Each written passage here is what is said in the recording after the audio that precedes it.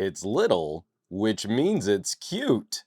Good things come in small packages. The folks at Kingston sent this my way. This is the new XS1000. This is their new portable solid-state drive for me to take on a test drive, share some thoughts, and I'm really digging this little drive. Just a fun trip down memory lane. I used to do a lot of videos with Kingston on this channel back in the day. I was digging through my backpack and I found my old Kingston Data Traveler, a 64 gigabyte drive that I've used for years now. It is shocking to me how much portable storage has evolved over the last several years. I put some hard miles on this Data Traveler, and now we're looking at 1 to 2 terabyte capacity drives in something pretty close to the shell of an old flash drive. Like, it's just fun poking around your desk and trying to find other things to compare the size to. You can get up to 2 terabytes of storage in something smaller than my favorite portable headphone DAC. I'm not trying to throw a ton of shade, but there are a number of people out there who are probably in a similar situation that I am, where we might be trying to replace some solid-state drives because of a certain company having some issue with their drives. Made me particularly interested to see what Kingston had to offer in a more consumer-facing product. Price point on this is very aggressive right now. Overall build and design is super simple. It's just a simple black casing, a USB-C port on one side, a little light that I wish were somewhere else on the drive, but when you plug it in, you can see that it is active and it's reading from your host computer. It's just where this light is located, it's probably pointing away from me when it's kind of connected to my laptop. Kingston sent over the 1 terabyte version of this drive, USB 3.2 Gen 2, up to 1050 megabyte read speeds and up to 1000 megabyte write speeds, advertised as having metal and plastic construction. And honestly, that's maybe one of my only gripes with this drive, especially for the audience that might shop a 1 terabyte drive like this. I am trying to replace some of these other drives that are maybe a little more ruggedly presented. It's been hypothesized that maybe the casing around some of these rugged drives might be contributing to some of the drive's failures, but the little panels, I wish they were just a little more seamless. Like on the tapered edge here, you can feel a sharp difference between the metal and plastic casings. A little ASMR for you.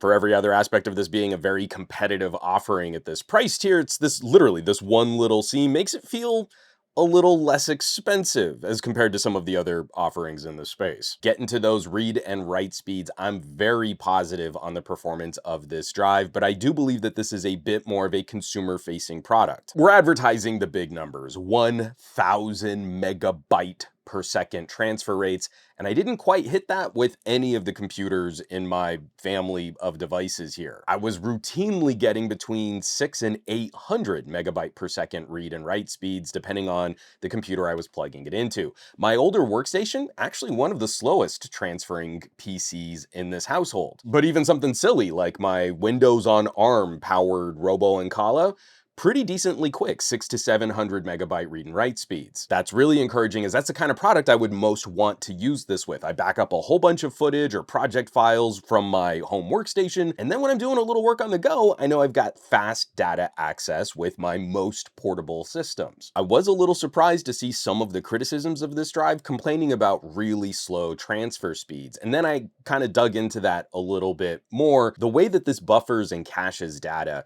there does seem to be a bit of a shelf. Like, once you hit this with more than 100 gigabytes of data in a single burst file transfer, you can see the drive will get bogged down. But I really want to try and keep that in perspective for the target buyer. This is why I'm saying it's not probably going to be the drive you're going to want to hit for hardcore professional use. And I don't think Kingston is selling it as that kind of a solution. I moved over a bunch of individual project folders from just previous videos. Doing a 4K video that gets published out on the YouTubes could be anywhere from like a 30 gigabyte project to an 80 gigabyte project with a ton of B-roll. So we're well within that sort of buffer and envelope to move stuff back and forth from this drive at the peak speeds that this drive has to offer. But if you're working on larger projects than a YouTuber, you're probably going to want to shop a more robust solution, which is where we should probably wrap this conversation up. I find this is a great medium tier solution. It's a big old bucket of storage. It's going to do a great job of backing up sort of consumer grade data needs, and you can even push it a little harder into more professional use. And I feel like the price reflects that. We're talking $65 for a terabyte of storage and $110 for 2 terabytes of storage. And I would keep a close eye on sort of the general pricing. At the time that this video was made, SSD prices were kind of at their lowest, and we're expecting flash memory component manufacturers to start jacking up prices. If you're catching this video relatively shortly after I've produced it, I feel like this is a really good time to shop a big bucket of portable storage. Getting to the end of 2023, we might be seeing some price hikes. So I will, of course, leave some links down below where you can find more information on the XS1000 series of portable external solid-state drives. As always, thanks so much for watching, for sharing these videos, and subscribing to the channel. All the support lately has been absolutely fantastic. Can't thank you enough, folks who are out there checking out my home site, SomeGadgetGuy.com, clicking on links underneath my videos in the description, or if you're joining the list of names scrolling by on your screen, from my Patreon, patreon.com/SomeGadgetGuy. This list is basically the coolest collection of tech pals in the universe, so I hope you'll check them out. Now, you know where you can find me around the rest of the internet, at SomeGadgetGuy basically everywhere, but I'm spending more of my time on some of those alternative social media sites, like the Mastodons, a little less so these days on the Facebooks and the Twitters and the Instagrams, and I will catch you all on the next review.